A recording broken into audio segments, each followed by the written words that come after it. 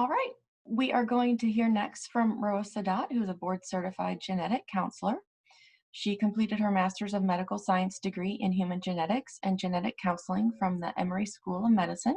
She's a genetic counselor with Texas Children's Hospital Bluebird Clinic, Pediatric Neurology, and her clinical interests include evaluating and educating patients with a personal or family history of hereditary neurological brain or neuromuscular conditions. So, Roa, I'll turn it over to you and welcome. Yes, hello. Let me just go ahead and pull up my slides and start my camera.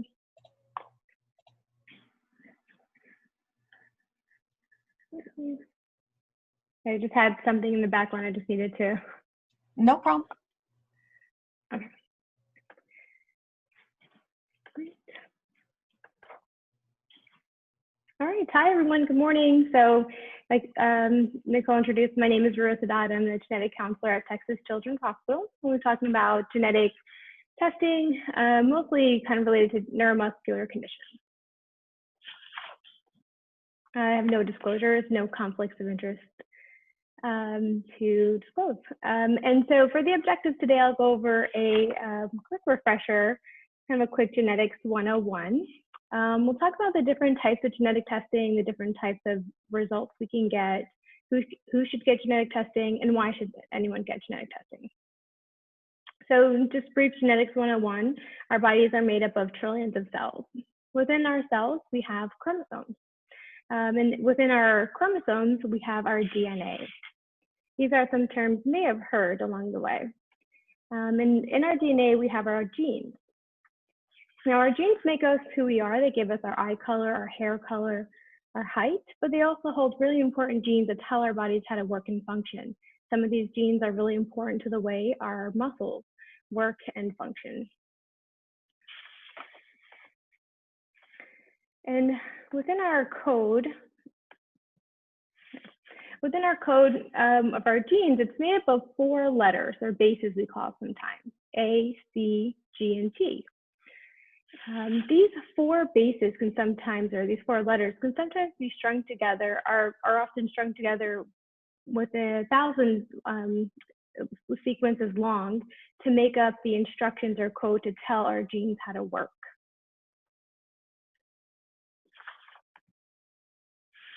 Now, our genes that we were saying are made up of our DNA, and our DNA carries instructions to make proteins, and it's these proteins that actually do the job within our bodies.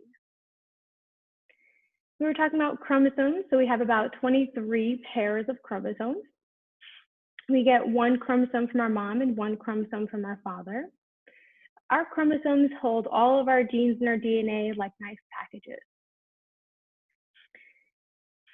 And you can see the last set of our chromosomes is XY for boys or XX for females. Since we have 2 pairs of all of these chromosomes, that also means we have 2 sets of all of our genes, where we get 1 gene from mom and 1 gene from dad. The only exception to this is those genes that live on the X chromosome. So for example, like the gene for Duchenne muscular dystrophy or DMD lives on the X chromosome, in which boys only have 1 X. I mean, they only have 1 copy of all those genes on the X chromosome. And we can have different types of genetic changes. Sometimes you might hear them called mutations. We've kind of gotten away from the word mutations. Now we call them genetic variants. So if we look at the code or instructions, let's say, and like an original sentence here, the fat cat ate the rat. So if we focus on that letter F, we can see sometimes we can have 1 misspelling within the sentence or the code that changes the instructions. So now it's the hat cat ate the rat, and that's a different set of instructions. Sometimes we can also have a missing part or a deleted letter, and that shifts the entire sentence where it's no longer readable or understandable. We can also have an extra letter, a duplicated letter, or an extra letter inserted in, which also shifts the way that the code is being read and makes it unreadable. These genetic changes that that can happen sometimes affect the code within our genes very similarly. So if the code for a gene can't be read, the instructions it's making are not able to tell the gene and the proteins how to work in our body. When we are doing genetic testing, we're actually looking at the DNA for any changes within the sequence. So if we look at those letters, A, G, C, T, we're looking through them kind of like a spell check to see if there's any misspelling within the code. We're also looking at the chromosomes to see if there's any extra or missing pieces. And genetic testing can often be done with blood, but now we can also use cheek swabs or buccal swabs, and also saliva samples, which are just as good as blood. And I know in the past, with a lot of neuromuscular conditions, we used to do muscle biopsies more often. But with the new buccal swabs and saliva samples, the genetic testing from these samples is just as good, if not even more accurate. Now, sometimes muscle biopsies can still be helpful if genetic testing is inconclusive, but we don't tend to use it as often because we now have these less invasive methods. And we have different types of genetic tests that are available: chromosome microarrays, Southern blot, and multiple different gene tests that we'll talk about. So if we look at the first test, chromosome microarray, this is a test that's designed to look at the chromosomes for extra or missing pieces.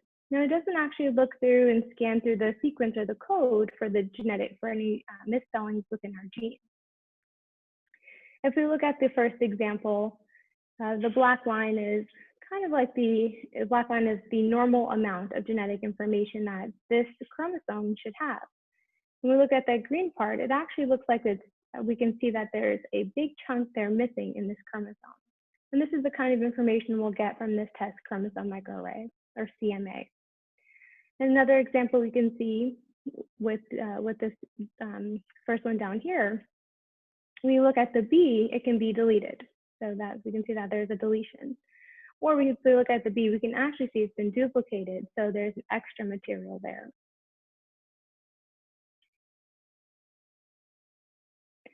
Now, another type of test is called Southern blot, which can look for repeat expansions or even contractions.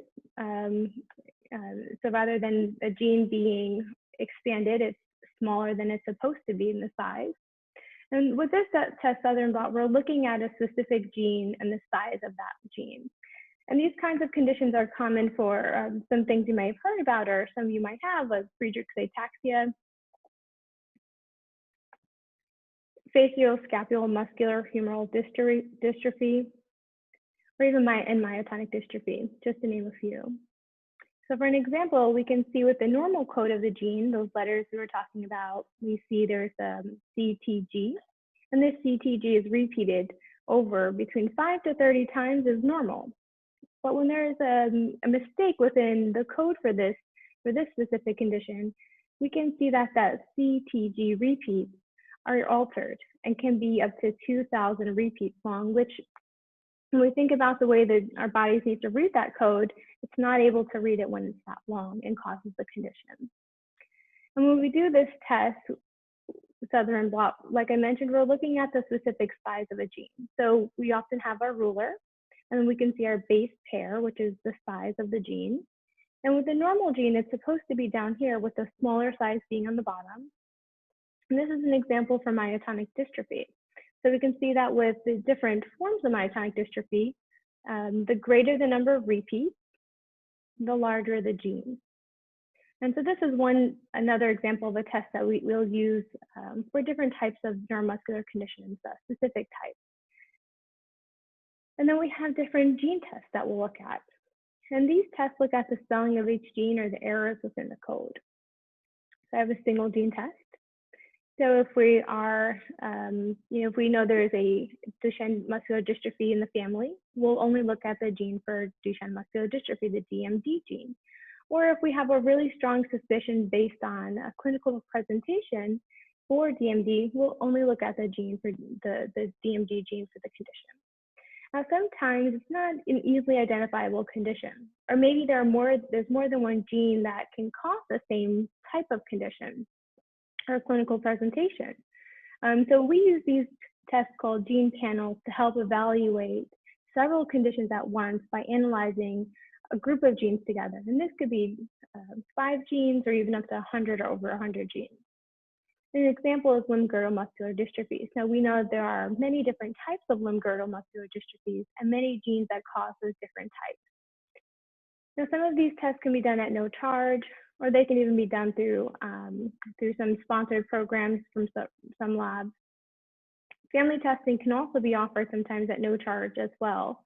So if there's a family history, and that's something you can talk with your physicians about or your clinic about to see what options you might have for that. And we also have a test that a lot of people may have heard of or may have had called whole exome sequencing. So we were talking about genes earlier. Well, our genes have two sets of instructions. There are introns and exons. So if we look at our exons, it actually make up only 1% of our entire genome. And that 1% has the majority of DNA changes. And so we have about 20,000 genes in our bodies. When we're doing whole exome sequencing, we're only looking at those exons. And we do get results only about 30 to 40% of the time. There's a few different reasons for that. One reason is we really only understand the role of about 4,800 genes. So that's almost 15,000 genes that we know about, but we really don't have a good understanding of how those genes affect us in human disease. Testing with whole exome sequencing, we can also often test additional family members, and we'll usually test parents at the same time. And this can help with our interpretation of the results. So we're looking at, in let's say, a child for genetic change in one of their genes. We can look to see if either parents may carry the same genetic change or not, or maybe both parents may carry genetic change. And so having that information can often be helpful in the interpretation of some of these results. Now, whole exome sequencing does have the potential for incidental findings. What we call incidental findings are things that we're not actually looking for. So when we're doing a test like whole exome sequencing, we're really looking to see, is there any changes within genes that are specifically related to a clinical presentation? We have a group of conditions that we call medically actionable, which could be reported for these incidental findings. And these are things that are usually related to cancer or heart disease that we have really clear guidelines on what to do if someone was to test positive for one of these conditions. And that would usually include early screenings at an earlier age. But we know not everybody wants to know this information. So when we do a test like whole exome sequencing, it's important to have a formal consent process to talk about the potential for these findings and if that's something that that you would actually want or family wants to know. Now, doing this testing can take some time. We can often wait up to 3 months for results. So we're looking at almost 20,000 genes. And while doing the actual testing of it doesn't take that long, it's the analysis of all of these genes and pulling out the information, which can take some time. Now, in addition to whole exome sequencing, we also have whole genome sequencing, which looks at everything that the exome sequencing does, plus a bit more. So we're looking at those exons and introns, so kind of looking at that whole orange. With whole genome sequencing, we do have better coverage of the areas that the whole exome and even some of these even the gene panels can miss because they're looking at everything together. We can detect those trinucleotide repeat conditions, like those expansion conditions some of those expansion conditions we looked at. It can replace the chromosome microarrays, so can detect large or extra or missing pieces of chromosomes. However, it can be difficult to get insurance approval sometimes. So exome sequencing, I think, is just now being understood the utility in a patient's care and management, and genome sequencing is still relatively new. So this is one thing that for some places, sometimes with some insurances, we might still have difficulty getting it approved. So like I mentioned, whole genome sequencing, we'll still look at all the same things. We'll include parental samples, samples of other family members. It has that potential for those incidental findings, the things we're not looking for. With whole genome sequencing, we may also report things like pharmacogenetics. So how does the body metabolize certain medications? And it's important to know that because these findings can actually have an impact on a person's management, maybe not related to a neuromuscular condition, but for other things. And we get genetic results, we often will get something like this. This is something we'll see from the sequencing results, where in this first box, we'll see DYSF. This is a gene for a condition called dysphonopathy. And then we'll see the sequence change.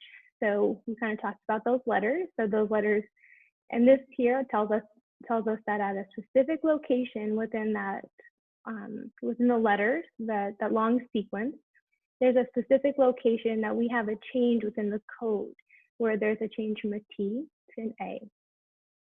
And we mentioned how the proteins do the job in our bodies, so we also look at how these proteins are affected by that single letter change. And we can see that the protein, whether a protein is changed or not. And when we look at these kind of results, we can get 3 different possible results. We can get a positive result, meaning we found a known harmful, or what we call a pathogenic genetic variant. This can help confirm a diagnosis. However, it can't always predict the disease course and the onset, because within some conditions, there is variability in the way people may present symptoms and maybe the age that they present symptoms. We can also get a negative result. So even if doing testing with whole genome sequencing, which right now is most comprehensive that we have, we may not always find an answer. But this does not rule out a genetic diagnosis. So sometimes we have a strong suspicion that it is genetic, but we may not know what that exact gene is yet, or maybe our technology just isn't there to find that gene. So there are definitely still some limitations in our knowledge and the technology that we have. Now, we can also get these results called variants of unknown or uncertain clinical significance. And so I put a question mark there, because with these kinds of results, we're really not sure how these specific spelling changes within the gene or the code are affecting the protein function, or maybe the way the gene is functioning in our body. So while testing does find a variant or a change within that code, we don't have enough information to really determine if it's really a harmful change or maybe it's a benign change. So we all have some genetic changes, and they're just what make us different from each other. Most of them are benign. With these variants of unknown or uncertain clinical significance, we call them a VUS for short. These VUSs can often be reclassified when we learn more information about it. So that usually means when we test more people, when we either see that exact misspelling in people who may or may not have symptoms, that tells us how this misspelling may affect other people in the general population. Whether they're asymptomatic, that tells us maybe it's more benign, or maybe they have the same symptoms. And so that gives us more information that might truly be harmful. Testing other family members can often also be really helpful to understand the significance of the change. So we mentioned with like whole exome or whole genome sequencing, we may test parents. And sometimes when we do a panel or a single gene, we might get this VUS, and we also want to test another family member to see if they may carry the same change or not. Now with these VUSs, we don't make any medical decisions based on them, because we don't really understand if they're actually doing anything harmful or not. So it can be hard getting a result like a VUS and just not really quite understanding if it's what its significance is.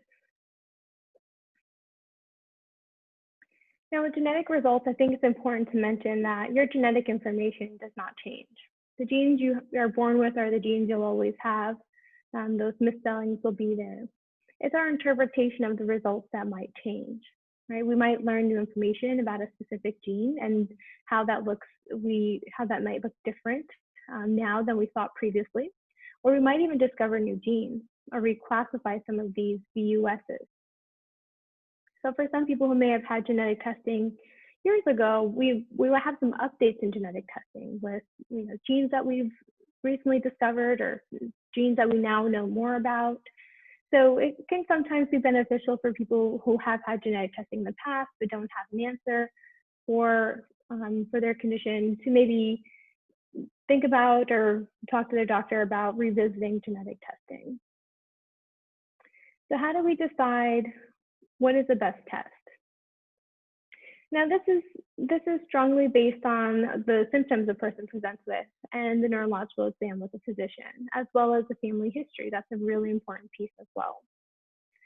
So if a condition has been verified by genetic testing in a family member, we'll often use single gene testing or targeted testing of that specific known genetic variant.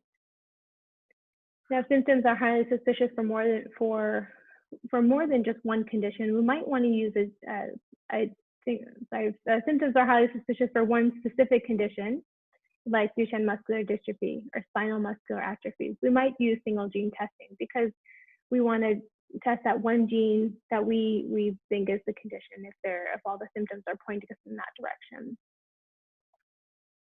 Now, symptoms point to a group of similar conditions, like we talked about with limb-girdle muscular dystrophies, or sometimes just neuromuscular conditions in general, if we've maybe ruled out a single gene, but we know it's still a neuromuscular condition, we might want to use a neuromuscular panel, which can look at over 100 genes at once. If all this previous testing is negative, or sometimes symptoms are not very specific, and we might be suspicious of more than one genetic condition, we might want to use something like exome or genome sequencing. Chromosome microarrays, however, we don't use as often in neuromuscular conditions, but they may still be appropriate if all the other testing is negative, or sometimes symptoms might be suspicious or suspected to be part of a chromosomal disorder. So in those cases, we might use a chromosome microarray. Now, who should get genetic testing? Of course, the person presenting with symptoms would be the best person, would be a good person to test. And sometimes family members may also be at risk for developing symptoms or even passing on a condition to their offspring. Those are also people who I think would benefit from genetic testing. So we know that testing can be done prior to pregnancy and during pregnancy. So for families who may be still planning on expanding their families, or other people in the families who don't yet have kids, genetic testing, it can be beneficial. And we would really recommend seeking out prenatal genetic services to talk about these things. So we think about how these genes are inherited and how these are passed on through families. So we mentioned that we have our chromosomes that hold all of our genes, and they get passed on, so one from mom and one from dad. We have different types of genetic conditions and different types of inheritance methods that we can pass on these conditions. So we have the X-linked condition, where a change on a specific gene is on the X chromosome. So as we mentioned earlier, women have 2 X's, and boys and men or males have 1 X and 1 Y.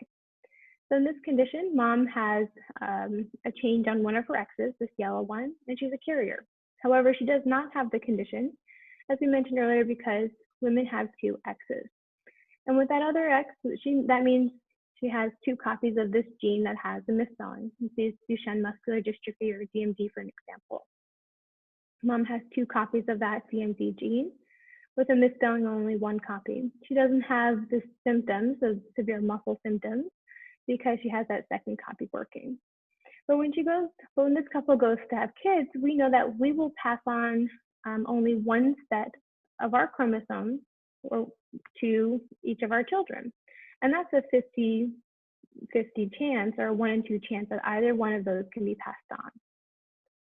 So for mom, that means she can pass on this non-working copy of her X to any one of her girls or boys, and that's a 50% chance of 1 in 2. And so for those girls who get that X, they'll be carriers just like mom, but they won't have the condition. However, when a boy inherits that X that's not working, that's when he'll have the symptoms or have the condition. And we can also have X-linked conditions where the father has the condition. In this case, that X that he has that's not working will only be passed on to his girls, because dads pass on the Y to their boys. And that means none of their boys will be affected, but all the girls will be carriers. So in the previous example, we saw how in most cases, females or girls who are carriers are not affected. They don't have symptoms.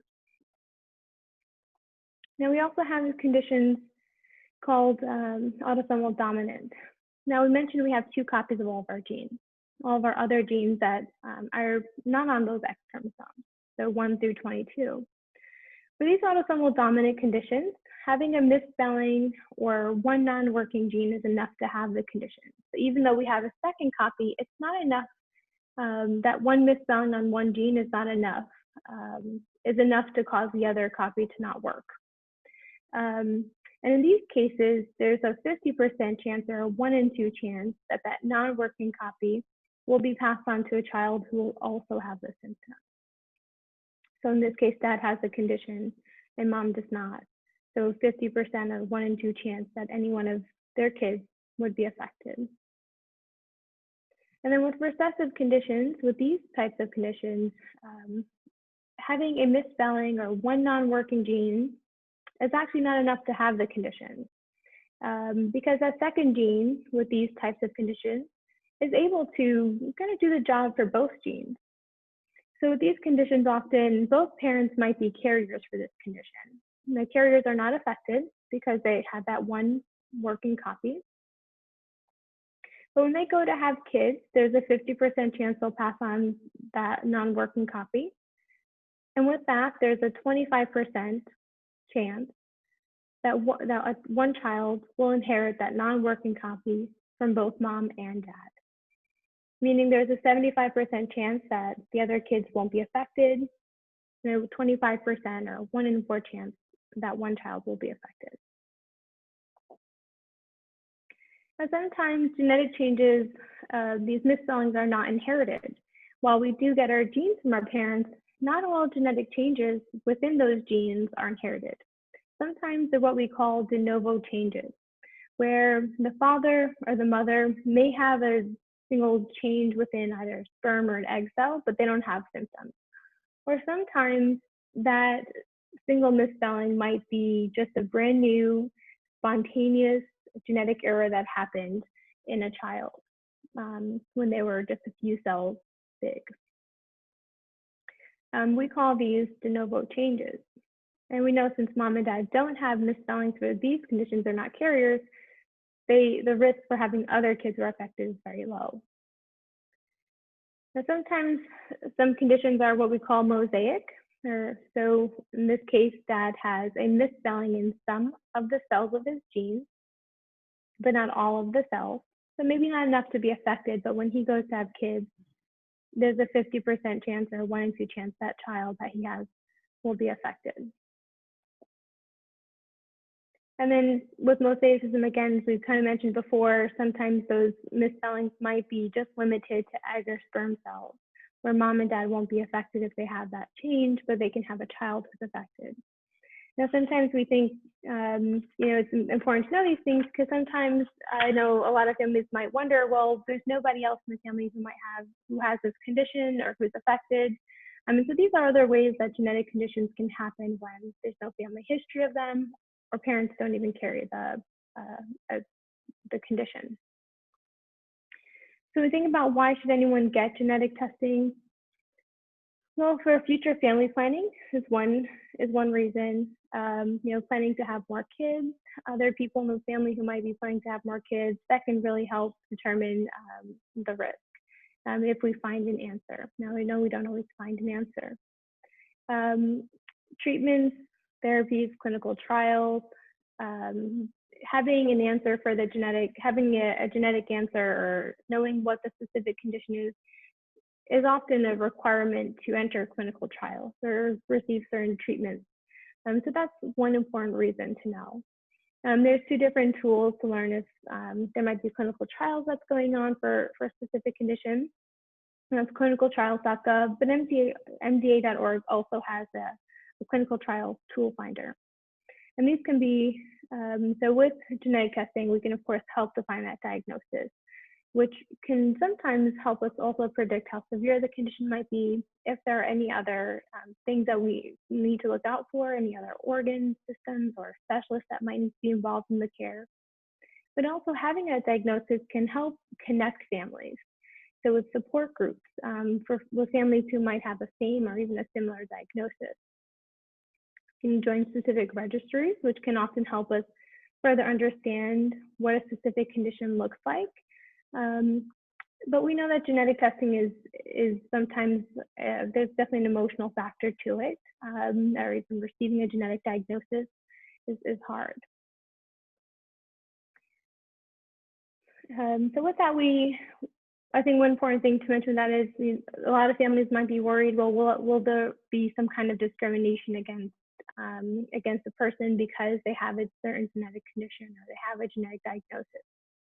In 2009, there was a piece of legislation that was passed called Genetic Information Non-Discrimination Act, or GINA we call for short. Now, GINA does protect against most discriminations from health employers and insurance, health insurance or employers, but there is some exclusion to that, so it doesn't include active duty military. And it also doesn't protect against life insurance or long-term disability. So two things, two exclusions to that.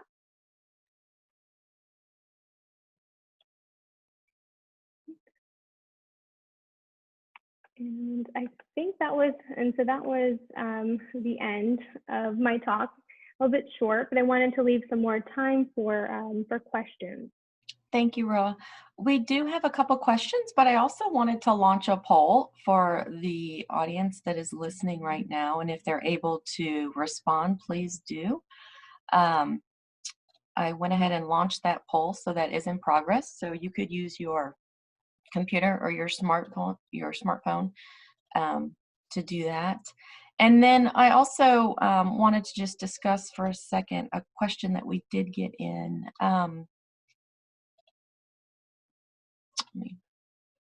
Let me move this around. Sorry. So we have a couple questions. Can you explain how a male with Duchenne and a wife and the mom who's not a carrier can have normal sons and girls who are carriers? Yeah. So is that an X-linked? Yeah. So Duchenne muscular dystrophy is an X-linked condition. So can I share back to one of my slides? Oh, sure. Let me go ahead. Oh, thanks.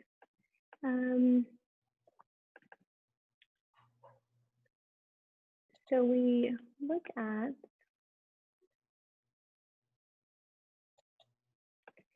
so it's an X-linked condition, and we looked at one example of that with this one here. Okay.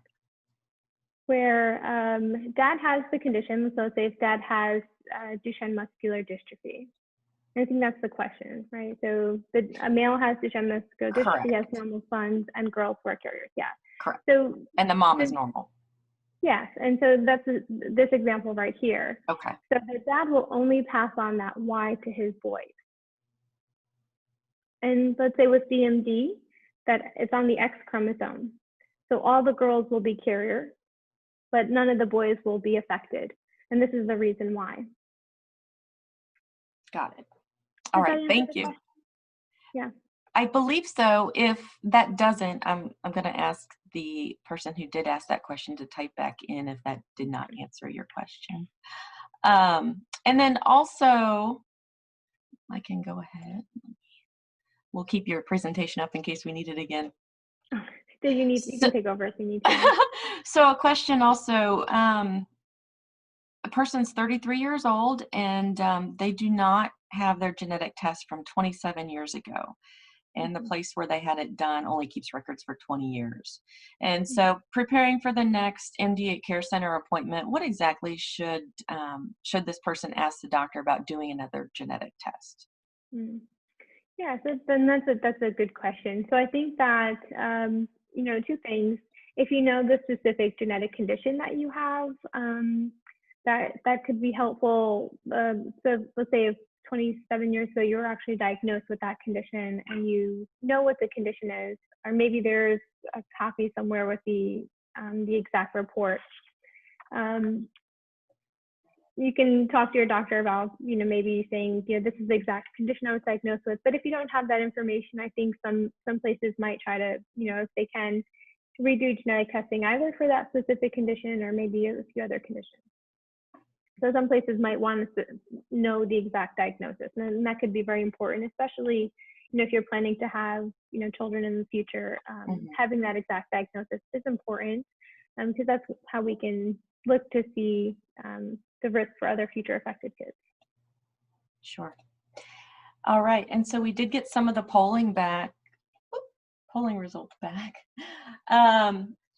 Apparently from the folks that did answer the poll, 100% have had genetic testing done, and 100% have worked with a genetic counselor, and about 75% that answered do know what their genetic condition is. So there's about a quarter of them that do not.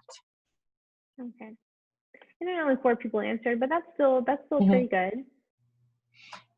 It's curious, it's also too with, and I know Dr. Romero had mentioned this, but with COVID and telehealth and telemedicine, is getting genetic testing done, can you still send those samples in from your home? Can you get samples sent to your house to do that? How can people get that done? Yes, great question. So a lot of these genetic testing companies, they have a service where we can actually place a request for a genetic testing kit to be mailed directly to a patient's home. And so that's what we've been doing. We've been having these genetic testing kits mailed directly to the patient's home. Okay. And most of these kits will come with prepaid FedEx or UPS mailing packages, so they can do sample collection at home and just drop it off to UPS. Okay, that's perfect. And then as far as getting retested, if you do get inconclusive results, what's the best approach? Would you simply resubmit the genetic test, or would you have a new sample drawn? Or is that just dependent on a case-by-case basis? Yeah, that's a good question. I think we would need to determine what kind of inconclusive results. So is it just we weren't able to find an answer, like it was an indeterminate, like we weren't quite sure, because we have some of those sometimes where we found something, but it's not a clear positive or negative? Or is it where it's more like a VUS, where there's a change, but it's not an answer? And I think if it's a VUS, we might want to wait before redoing any genetic testing. And we want to wait to see if maybe we learn more information about that VUS, or maybe we've discovered more other genes. But if it's an indeterminate result where it's not a clear positive or negative, we might want to consider resending a sample. Sometimes for some families, doing like a muscle biopsy can help with that too. And I know I mentioned we don't really do muscle biopsies as often anymore, but for some patients it might help clarify. Okay, great. I don't see any more questions that have come through. I just want to check the chat. I don't see anything else that has come through. So thank you very much for your time this Saturday. We appreciate it. Have a great rest of your day. Thanks, you too. Thank you. And also, I just want to let you know that we will be back at the top of the hour, and we will be discussing school support with IEPs and 504s. So stay tuned. Thank you. Thank you, Nicole.